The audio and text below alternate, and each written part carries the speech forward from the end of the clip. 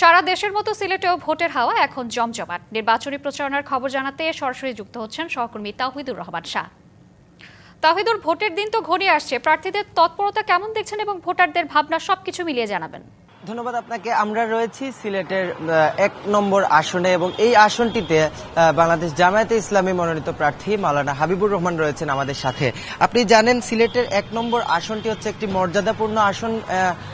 একটি মিথ রয়েছে যে এই আসনটিতে আসলে যারা জয়লাভ করেন তারা আসলে সরকার গঠন করেন। তো ১২ ফেব্রুয়ারির যে নির্বাচন, সেই নির্বাচনকে ঘিরে কিন্তু জোর প্রচারণা চালিয়ে যাচ্ছেন প্রার্থীরা। সাথে এই মুহূর্তে রয়েছেন মাওলানা হাবিবুর রহমান, আমরা তার সাথে যুক্ত হব। একটু আপনার কাছে জানতে চাই, প্রচারণায় কেমন সাড়া পাচ্ছেন? আলহামদুলিল্লাহ। সম্মানিত শ্রোতা ও দর্শকদের প্রতি আমার আসসালামু আলাইকুম ওয়া রাহমাতুল্লাহ। আসলে প্রচার খুবই ভালো চলতেছে। আমাদের বিষয়টা হলো সবচেয়ে শুকরিয়ার বিষয় যে সিলেট ১ আসনে আমাদের সংগঠনটা বিভিন্ন পর্যায়ে ভালো মজবুত সংগঠন আছে।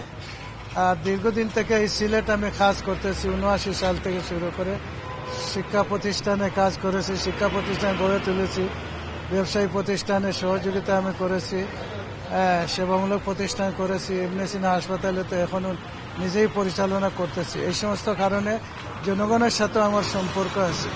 আমার নিজস্ব লোকই আছে, প্রায় ১,০০০-২,০০০-এর মতো লোক আছে যারা আমার এখানে বিভিন্নভাবে উপকৃত হচ্ছে।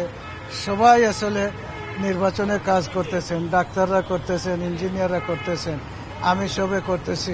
কি বুঝলেন ভাই? অনলি যেটাই চাই।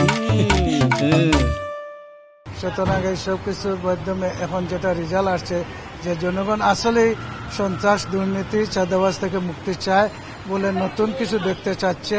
জনগণের কথা হলো আমরা সব দেখেছি, এবার দাঁড়িপাল্লাকে দেখতে চাই। ছোট্ট করে জানতে চাই, ৭ই ফেব্রুয়ারি জামায়াতে ইসলামীর আমির ডাক্তার শফিকুর রহমান তিনি সিলেটে আসবেন নির্বাচনের জনসভায়, তো সেটিকে ঘিরে আপনাদের প্রস্তুতি কেমন?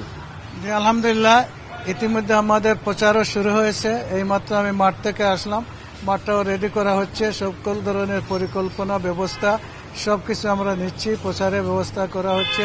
আমার বিশ্বাস সারা সিলেট থেকে বিপুল সংখ্যক লোক এই জনসভায় উপস্থিত হবে এবং ডাক্তার শফিকুর রহমান দেশ ও জাতির উদ্দেশ্যে দিক নির্দেশনামূলক বক্তব্য রাখবেন ইনশাআল্লাহ। ধন্যবাদ।